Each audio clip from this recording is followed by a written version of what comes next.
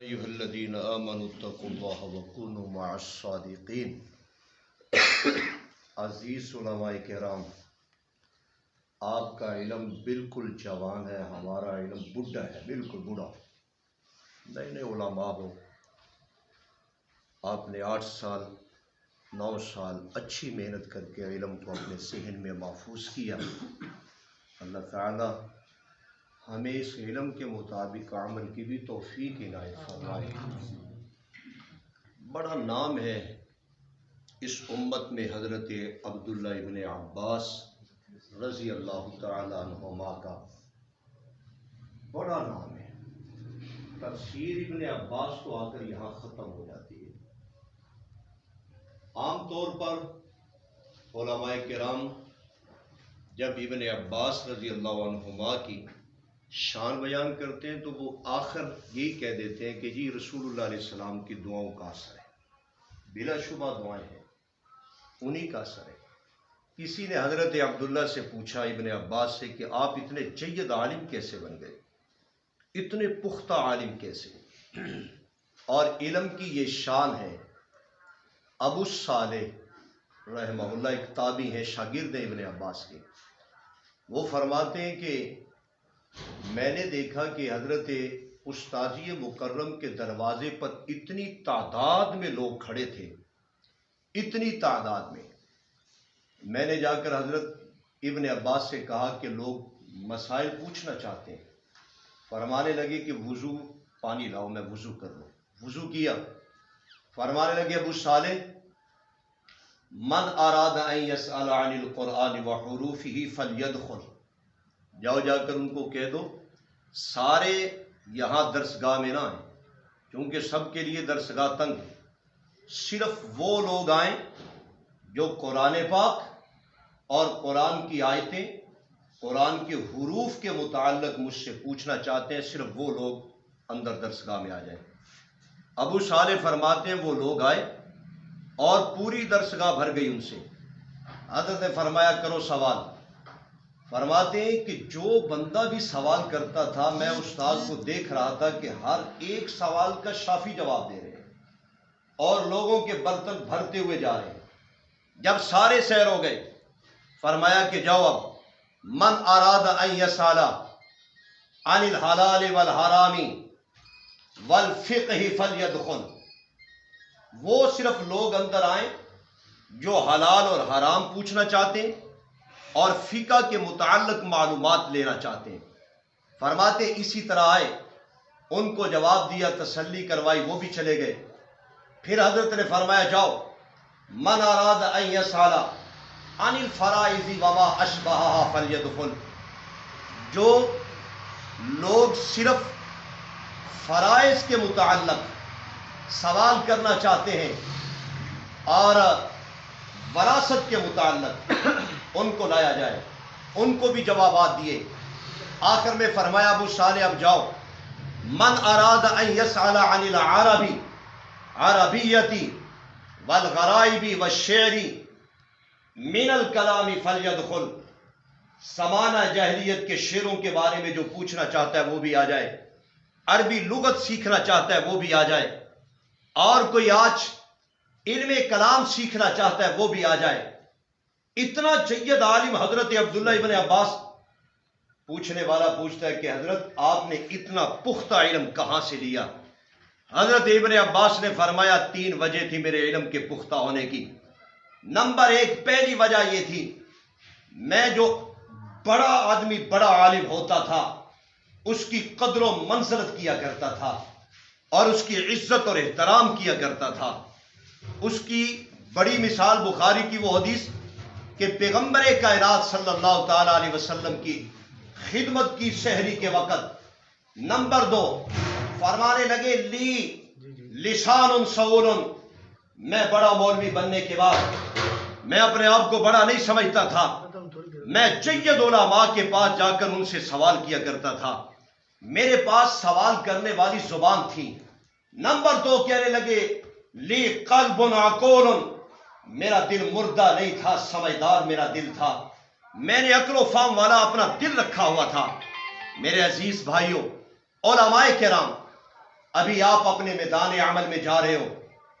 حضرت ابن عباس کو جن وجوہ سے علم ملا، ہمارے اندر ایک تو وہ تینوں وجوہ آنی چاہیے. ہمارے پاس زبان بولنے والی ہونی چاہیے، دل دھڑکنے والا سوچنے والا عقل ہونا چاہیے، اور بڑے عالم کی قدر و منزلت ہونی چاہیے. دوسری بات، ایک اہم امر جو ہمارے اوپر ہے، ہم مولویوں میں جو بہت کمی ہے وہ ہے لوگوں کے ساتھ رابطہ. ہمارا زیادہ سے زیادہ رابطہ صرف اس مسجد و مدرسے کے لیے ہوتا ہے. ہم جب رفائی کام کریں گے، لوگوں کی خدمت میں پہلا قدم آگے ہمارا ہوگا، پورا علاقہ ہمارا گنگائے گا، پورا علاقہ ہماری عزت و احترام کرے گا، ہمارے کام میں برکت آئے گی. صرف اشارہ کر رہا ہوں، نبی پاک صلی اللہ علیہ وسلم غار حرا سے پہلی وحی کے بعد آئے تو حضرت خدیجۃ الکبریٰ سے فرمایا زملونی زملونی. یہ بخاری کی تیسری حدیث ہے. تو حضرت خدیجہ نے کہا رضی اللہ تعالیٰ عنہ، حضرت واللہ اللہ آپ کو ضائع نہیں کرے گا، انکا لتصل الرحمہ، صلہ رحمی کرنا آپ کا کام ہے، انکا لتحمل الکلہ، اور نادار بوجھوں میں دبے ہوئے لوگوں کا بوجھ اٹھانا آپ کا کام ہے، انکا لتکسب المعدومہ، اور نادار غریب کمزور لوگوں کا سہارا بننا آپ کا کام ہے، تقری الضیفہ، اور مہمانوں کی خدمت کرنا آپ کا کام ہے، وتعینوا علی نوائب الحق، حق کے میدان میں رہتے ہوئے حق کی مدد کرنا یہ آپ کا کام ہے. آپ کس طرح ضائع ہو سکتے ہیں؟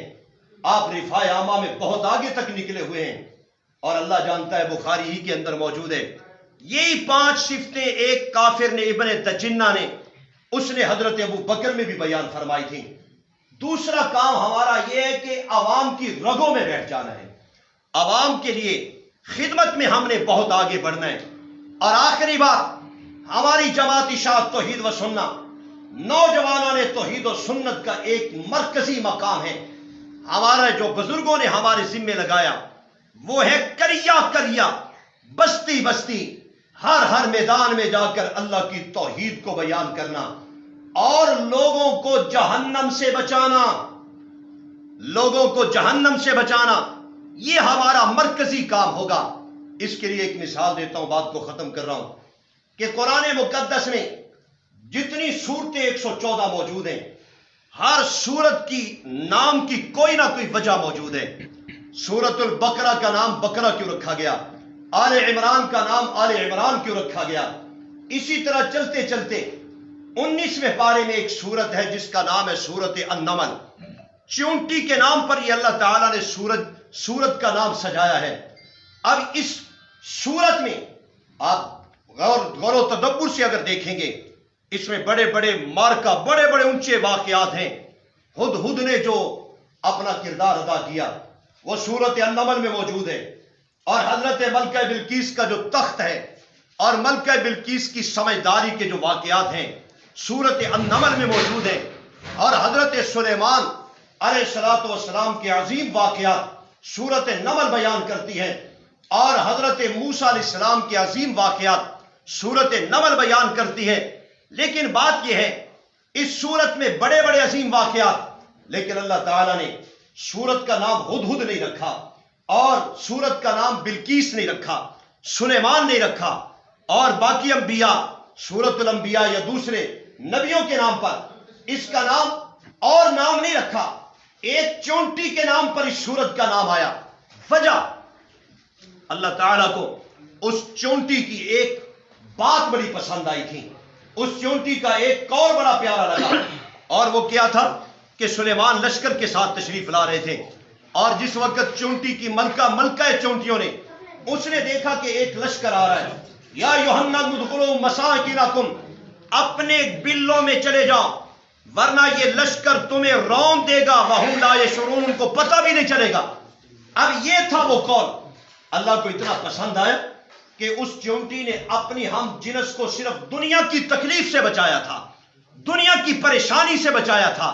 اللہ تعالیٰ نے اس کے اس قول کو اور فعل کو اتنا پسند کیا، ہمیشہ کے لیے قرآن مقدس میں ایک سورت کا نام سورت نمل رکھ دیا. یہ اللہ تعالیٰ نے عظیم واقعہ بیان کیا. میرا بھائی، بات یہ ہے کہ اس نے تو صرف دنیا کی تکلیف سے بچایا تھا. آپ بتائیے اللہ کے ہاں اس کی کتنی قدر ہوگی جو انسان کو جہنم کی تکلیف سے بچائے گا. اور جہنم کی تکلیف سے صرف توحید سے بچ سکتے ہو، توحید کے علاوہ نہیں بچ سکتے.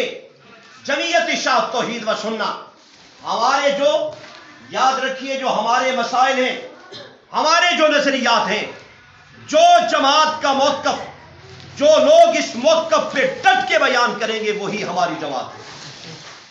ہم پھسلنے والے نہیں ہیں، ہم جھکنے والے نہیں ہیں، اور ہم لالچ میں آ کر ادھر ادھر ہونے والے نہیں ہیں.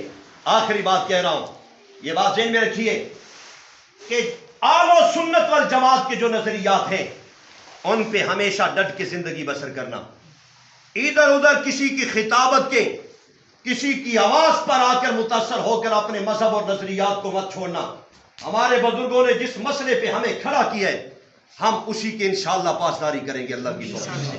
اور خصوصاً یہ جو طلباء علماء کی صورت میں بیٹھے ہیں، میں یہ سمجھتا ہوں قاضی صاحب کی موجودگی میں اور مولانا مفتی عبد القاہر صاحب کی موجودگی میں مجھے تو اس طرح لگتا ہے کہ ہم نے ان طلباء کو کئی میدانوں میں دیکھا. یہ اب طلباء نہیں ہے، یہ علماء ہے. انشاءاللہ پیرا داری کرنے میں ہم سے یہ زیادہ مضبوط ہوں گے اللہ کے فضل سے، زیادہ مستحکم ہوں گے اللہ کے فضل سے. اور یاد رکھیے، آخری بات کہہ رہا ہوں، ہمارے بزرگوں نے، حضرت پیر طریقت سید عنایت اللہ شاہ بخاری نور اللہ مرکزہ نے جس مسئلے کو جس انداز کے ساتھ بیان کیا تھا ہم بھی اسی انداز سے بیان کریں انشاءاللہ. تو بات سمجھ رہے ہو؟ میرے اوپر ایک دفعہ 3-4 دفعات کے ساتھ مجھ پر مقدمہ اپنا پرچہ ہوا، میرے خلاف دفعات ہوئیں. اور جس وقت وہ جو ہمارے گجرانوالہ میں کسی زمانہ میں علامہ مسعود مرحوم کے خلاف دفعات ہوئی تھیں، بیرا شہر میں میرے خلاف ہوئیں. اور جس وقت میں وہاں سے آیا، ہیرو بن کر آیا. یار میرے، اس کا مطلب یہ کہ میں جیلوں میں جانے والا بن چکا ہوں، اب میں بڑا خطیب ہوں، مجھے اگلے ہی بہالے میں حضرت سید شفاء اللہ شاہ صاحب بخاری، اللہ تعالیٰ ان کو اور عزت عطا فرمائے، حضرت شاہ جی نے مجھے بلایا اپنے پاس گجرات. میں وہاں پہنچا، مجھے شاہ جی نے یہ جملے کہے. آج تک تقریباً 8-9 سال کا عرصہ گزر گیا، میں نے اپنے دل پہ لکھے ہوئے. شاہ جی نے فرمایا کہ مولوی ولی اللہ، ٹھیک ہے تحقیق بیان کر لوگوں کے سامنے، مسائل کو ذکر کر لوگوں کے سامنے، لیکن اس نہج پہ بیان کر جس نہج پر تمہیں سید عنایت اللہ شاہ بخاری نے چھوڑا ہے، اسی طرح بیان کر. اور اللہ کی قسم دے کے کہتا ہوں، ہمیں کوئی دانے نہیں دیتے، ہمیں کوئی وظیفے نہیں دیتے، ہم نے یہ تجربہ کیا ہے، اس نہج پر کھڑے ہونے والے سید ضیاء اللہ شاہ صاحب بخاری ہیں. اسی انداز کے ساتھ بیان کرنے والے یہ لوگ ہیں، اسی انداز کے ساتھ. ہم اسی کو کافر کہیں گے جو کافر ہے، ہم اس کو مشرک کہیں گے جو مشرک ہے، اور ہم کسی مسلمان کو کافر اور مشرک کہنے کے روادار نہیں ہیں. اس وجہ سے میرے عزیز علماء کرام، یہ آپ کی زندگی کا پہلا قدم ہے. اپنے آپ کو اپنی جماعت کے ساتھ مضبوط کر لیجئے، اور ہر میدان میں جماعت کو اوپر رکھیے اور اپنے آپ کو پیچھے رکھیے. ان چیزوں پہ عمل کریں، انشاءاللہ. زمانہ آج بھی امام بخاری کا ہے، آج بھی زمانہ امام ابو حنیفہ کا ہے، آج بھی زمانہ حضرت مولانا قاسم نانوتوی کا ہے. ہم بدلے، زمانہ نہیں بدلا. پہلے دن سے زمانہ یہی چل رہا ہے. اگر ہم اپنے آپ کو زمانے کے ساتھ چلائیں گے، آج بھی انشاءاللہ وہی عزت پائیں گے جو ہمارے یہ بڑے لوگ عزت پاتے رہے. اللہ تعالی ہمارے ان علماء کو اپنے مشن پر مضبوط رہ کر کام کرنے کی توفیق نصیب فرمائے. میں تمام علماء کرام کو جو اس سال فارغ ہو رہے ہیں، میں سب کو مبارکبادی پیش کرتا ہوں. اللہ تعالیٰ تمہاری محنت کو اپنی بارگاہ میں قبول فرمائے. اللہ تعالیٰ جن اداروں میں تم نے تعلیم پائی، اللہ تعالیٰ ان اداروں کو اور ترقی نصیب فرمائے، اور ان اداروں میں جو بانیان دنیا سے چل بسے، اللہ ان کو کروٹ کروٹ جنت نصیب فرمائے.